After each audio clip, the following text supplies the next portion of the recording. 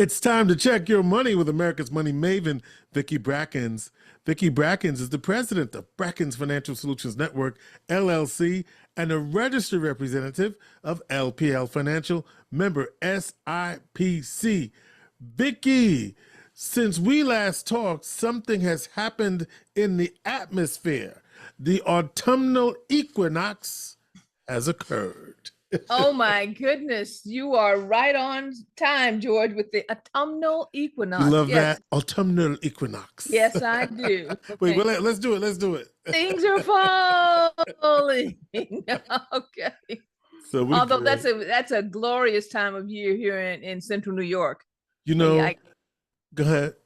I don't think there's a place in the world where you can beat better colors and bright flourishing flora falling. I mean, this is a beautiful place to be in at this time of year. My daughter, who lives out of town now, she's actually coming back to do the traditional fall thing. What do we do in Syracuse in Central New York in the fall? What two activities?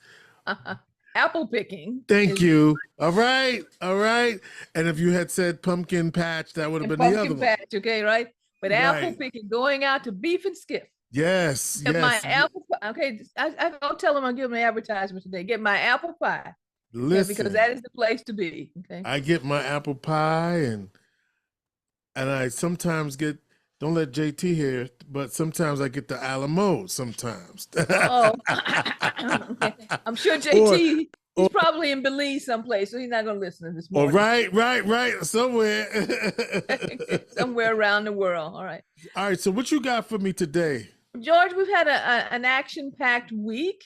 I mean, we started out actually last weekend with everybody here back for CBT coming back together as far as the Black alumni of Syracuse University. I heard you were in the place to be.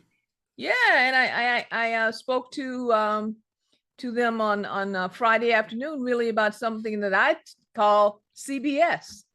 Come back to Syracuse. Oh, okay. Yeah, but all the changes, and you wouldn't believe what, as they call serendipity. Deputy mayor walked in at that point in time, came up on stage and closed the deal. Did she? Or come back to Syracuse. Yes, she did. All right. Then we had on Saturday the WMBE conference there with Bishop Dewberry, and on Monday, I mean, this time of year is really action-packed. We had the 100 Black men with their annual golf outing out at Skinny Atlas Lake. And I thought maybe I'd get to take a breather. But then I looked at my calendar and I went, wait a minute. This week is the week. We've been talking about it day after day. As far as the market chatter is concerned, this is the week that we were going to hear from the Federal Reserve for the first time since 2020, seems like such a long time ago, 2020, about the possibility of rate cuts. And the question was not would there be a cut, but how big of a rate decrease there would be coming out of the gate as far as the change in direction versus tightening, now loosening the money flow into the economy. So we got our answer, and the answer was a pretty aggressive one, huh? Well, yeah, okay, because it was a little bit of a surprise. We were really looking for, and had been, the word on the street, as they say, had been probably a 1/4 point cut until very, very recently, until early in the week. But finally, it ended up being pretty aggressive, as you said, or more aggressive than we expected, at a 1/2 point cut because of the recent data around job softening and the fact that inflation has really decreased much more than probably anybody thought it would, okay, based on some of the complaints and some of the things that you've been hearing on the political spectrum. But we are now in a position, because as you know, the Federal Reserve's responsibility is to manage two things, employment and inflation. We're at a point now where they believe that the best thing to do would be to provide more liquidity into the system through a lowering of rates. Now, what does that mean, George? Yeah, what does that mean? Probably already seen, if you happen to be in the housing market or out looking for a home right now, that mortgage rates have dropped considerably. and will do so more over the last few weeks, and I'm sure going into the future. You will also probably see, lots of folks locked up a lot of cash in fixed rate products like CDs and fixed rate annuities and money market accounts. And those rates were pretty good for quite some time. But I've already seen that on the renewal rates, they're starting to drop into the 4 levels, where before they've been in the 5 to 5.25, maybe even 5.5 for 1 month and 18-month CDs. What you also are probably going to see, though, which is not good news, but the fact that on your credit card rates, those rates are probably not going to drop as fast as you think that they should, because banks are not quite as eager to drop rates on credit card right payments as they are on payouts, as far as your CD rates and things are going forward. But they will eventually. So pay attention to special offers, cashback offers relative to consolidation, because I do expect that those offers will start to become more advantageous to consumers going forward. So that was one of the big things that happened this week. Here's another thing. Yeah, that was a pretty big thing, but go ahead. That was a really, really big thing. Okay, actually, I said, who was that used to say really big? Okay, but anyway, okay.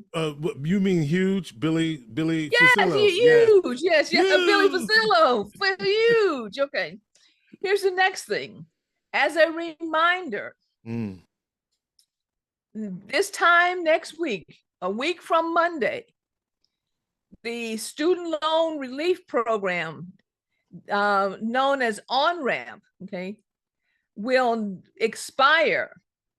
And that means that if you have not been paying attention, what is it, George? Like 3 years now, because the Biden administration, about 3 years, went through many iterations of different types of ways to either have loan forgiveness, loan consolidation, all types of things to increase student loan programs that would benefit millions of Americans, which it did. I know tons of people who had their student loans forgiven. But there was also a period where we were supposed to get back into repayment, and they wanted to ease everyone back into repayment. Well, that On-Ramp program expires 1 week from Monday. So here's my admonishment to everyone. Pay attention to your mail. You can't ignore it anymore. There are no more extensions. You've got to get back on track. Get with your loan servicer. I told you this a year ago because we thought we were going to have to step in, and they extended it one more time. Get with your loan servicer. Make sure all your records are up to date. Make sure that you understand exactly where you stand. Have your loan reviewed so you are very much aware of where you stand if you still owe anything concerning your student loans. All right, George. All right. Here's the last thing. You got something Take a breath for me? here. All right, let's do it. Okay. Okay. All right. Take out your calculators. All right, I'm ready. Here we go. This is one of those working conversations. All right, let's work. As you remember, last week we went through an exercise to really give everybody an understanding of what it would take and what they should use as a benchmark for how much they should have saved based on an age category within their retirement plans. Okay. If you recall, I said that if you were 30 years old, you needed to have at least a half a year's salary saved in your retirement plan by this point in time. If you were 45 years old, you need to have at least 2.5 to 4 years of your salary saved in your retirement plan by the time you reach age 45. And finally, for those big numbers, if you were 65 years old, you needed to have saved at least 7.5 on the lower end, up to 13.5 years of salary saved in order to be on track for your retirement and within your retirement plan. Why those numbers, first of all? Yeah, why? What you're trying to do, what we're all trying to do, is to create an income stream that we can't outlive. To make sure that we have money into perpetuity until we leave this earth, that we have money that will be there to sustain our retirement throughout our retirement years. And we're all, based on the longevity numbers, living longer, so we need more.